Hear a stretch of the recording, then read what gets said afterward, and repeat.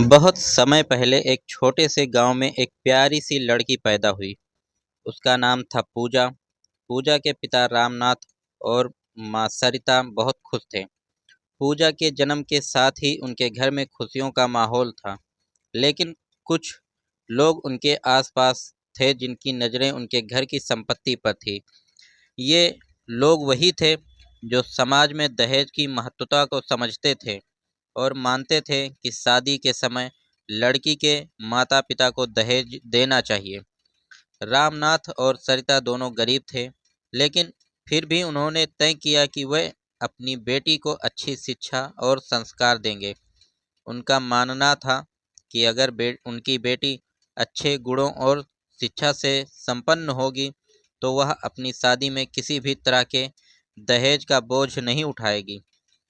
पूजा को बड़े ही प्यार से पढ़ाया गया। उसने अच्छे अंक प्राप्त किए और गांव में बहुत सम्मानित हुई। समय बीतता गया। पूजा बड़ी हुई। उसकी सुंदरता और समझदारी के साथ साथ उसकी शिक्षा भी लोगों के बीच चर्चा का विषय बन गई। अब उसकी शादी की बातें शुरू हो गई।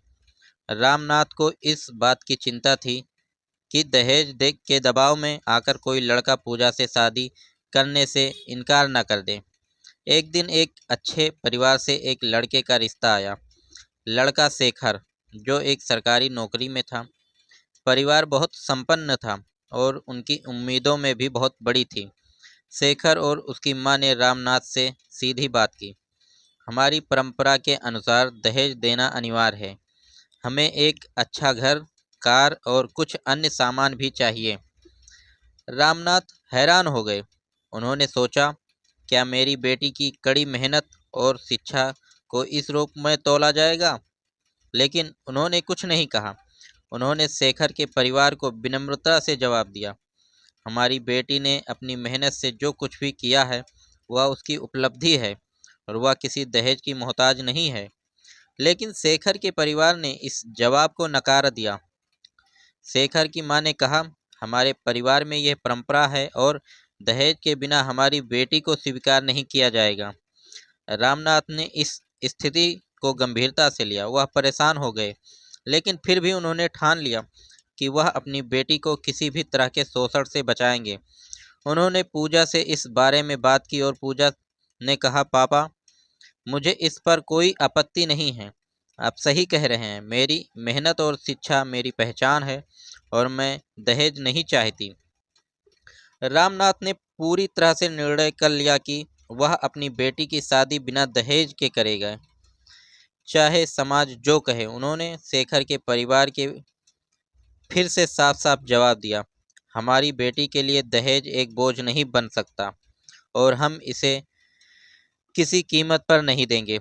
अगर आप हमारी बेटी को सच्चे दिल से चाहते हैं तो आप उसे बिना किसी लालच के स्वीकार करें।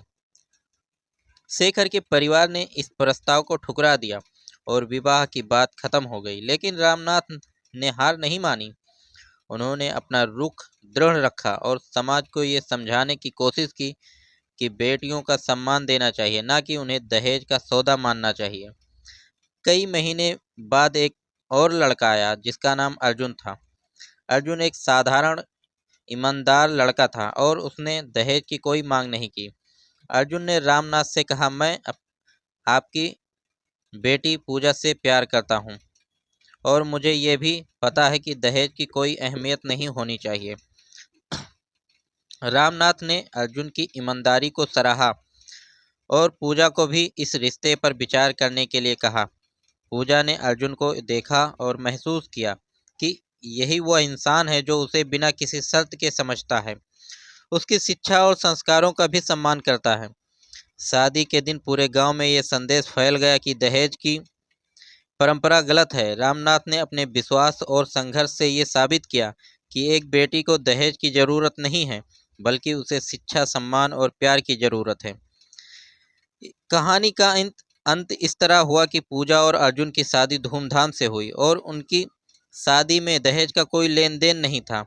उन्होंने समाज को यह संदेश दिया कि हमारी बेटियां हमारे परिवार की आन बान होती हैं और हमें उन्हें किसी भी तरह की वस्तु के बदले नहीं तोलना चाहिए। इस कहानी का मुख्य संदेश यही है कि बेटियों को प्यार, शिक्षा और सम्मान दिया जाए। दहेज जैसी कुरीतियों को हमें समाज से बाहर निकालना होगा, ताकि हर लड़की अपनी मेहनत और गुणों के बल पर अपने जीवन में सफलता पा सके। तो दोस्तों, ये छोटी सी कहानी आप लोगों को कैसी लगी?